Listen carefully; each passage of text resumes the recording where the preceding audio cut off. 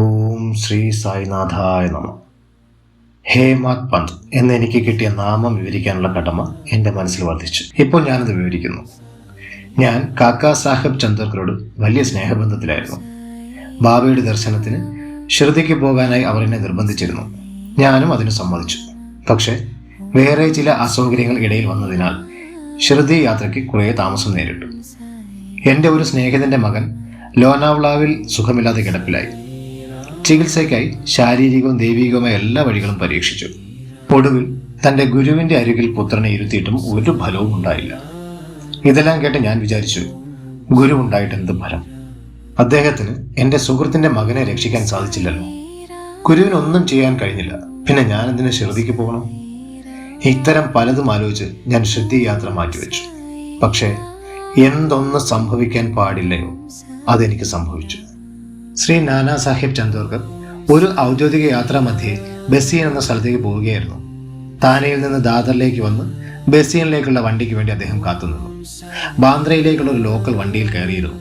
ബാന്ദ്ര എത്തി എന്നെ വിളിച്ച് ഷിർദിയിലേക്കുള്ള യാത്ര മാറ്റിവെച്ചത് ഒരു വിധത്തിലും ശരിയായില്ല എന്ന് ദേഷ്യപ്പെട്ടു. നാനാ സാഹേബിന്റെ നിർദ്ദേശം എത്രയും ആഹ്ലാദകരവും സമ്മതവുമായതാണെന്ന് എനിക്ക് തോന്നി. അതിനാൽ അന്നു രാത്രി തന്നെ ഷിർദിക്ക് പോകാൻ തീരുമാനിച്ചു. യാത്രയ്ക്കുള്ള ഒരുക്കങ്ങളും ചെയ്തു. ദാദറിൽ പോയി മൻമാടിയിലേക്കുള്ള തീവണ്ടി പിടിക്കാൻ തയ്യാറായ സമയത്ത് ഒരു മുഹമ്മദീയൻ എൻ്റെ വണ്ടിയിൽ കയറി. എൻ്റെ പരിപാടികളെല്ലാം കണ്ട് അദ്ദേഹം ഞാൻ എവിടെയൊക്കെയാണ് യാത്രയെന്ന് അന്വേഷിച്ചു. ഷിർദിക്ക് പോകാൻ ബോരി ബന്ദറിൽ ചെന്ന് മൻമാ ട്രെയിൻ പിടിക്കുന്നതായിരിക്കും ഉത്തമമെന്ന് അദ്ദേഹം പറഞ്ഞു. ഈ സംഭവം നടന്നില്ലെങ്കിൽ എനിക്ക് അടുത്ത ദിവസം ഷിർദിയിൽ എത്തുവാൻ സാധിക്കുമായിരുന്നില്ല. മാത്രമല്ല മനക്ലേശങ്ങളും ബുദ്ധിമുട്ടുകളും ഉണ്ടായി തീർന്നേനെ. വിധിച്ചത് അങ്ങനെയല്ലായിരുന്നു. ഭാഗ്യവശാൽ അടുത്ത ദിവസം രാവിലെ 9-10 മണിക്കുള്ളിൽ ഷിർദിയിൽ എത്തിച്ചേർന്നു. ശ്രീ ബാബാ സാഹേബ് ഡെക്സിറ്റ് എന്നെ പ്രതീക്ഷിച്ചിരിപ്പുണ്ടായിരുന്നു. ഇത് സംഭവിച്ചത് 1910-ലാണ്. ആ സമയത്ത് ഭക്തന്മാർക്ക് താമസിക്കാനായി എല്ലാം കൂടി ഒരു സത്രം മാത്രമേ ഉണ്ടായിരുന്നുള്ളൂ. ടോംഗാവിൽ നിന്ന് ഇറങ്ങിയ ഉടനെ ബാബയുടെ ദർശനം എനിക്ക് ലഭിച്ചില്ല. ആ സമയത്ത് ശ്രീ തത്യ സാഹേബ് നൂൽക്കർ മസ്ജിദിൽ നിന്ന് തിരിച്ചു വന്നു. ബാബ വാഡാവിന്റെ ഒരറ്റത്താണ് ഇപ്പോൾ നിൽക്കുന്നത്. വേഗം ചെന്നാൽ ദർശനം ലഭിക്കും. കുളിയും മുതലായവ കഴിഞ്ഞ് പിന്നീട് നന്നായി ദർശിക്കാമെന്ന് അദ്ദേഹം പറഞ്ഞു. ഇത് കേട്ടവിടാൻ ഞാൻ ഓടിച്ചെന്ന് ബാബയുടെ കാൽക്കൽ വീണ് നമസ്കരിച്ചു. എൻ്റെ ആഹ്ലാദത്തിന് അതിരില്ലായിരുന്നു. നാനാ ചന്ദോർക്കർ പറഞ്ഞിരുന്നതിലും അധികം സന്തോഷം ഞാൻ അവിടെ അനുഭവിച്ചു. വിശപ്പും ദാഹവും ഒന്നും ഞാൻ അറിഞ്ഞില്ല. എല്ലാ ഇന്ദ്രിയങ്ങൾക്കും അസാധാരണമായ ഒരു ശക്തി ലഭിച്ചു. ബാബയുടെ പാദങ്ങളെ സ്പർശിച്ച ഉടൻ എനിക്കൊരു പുതുജീവന്റെ ഉണർവ് വന്നു.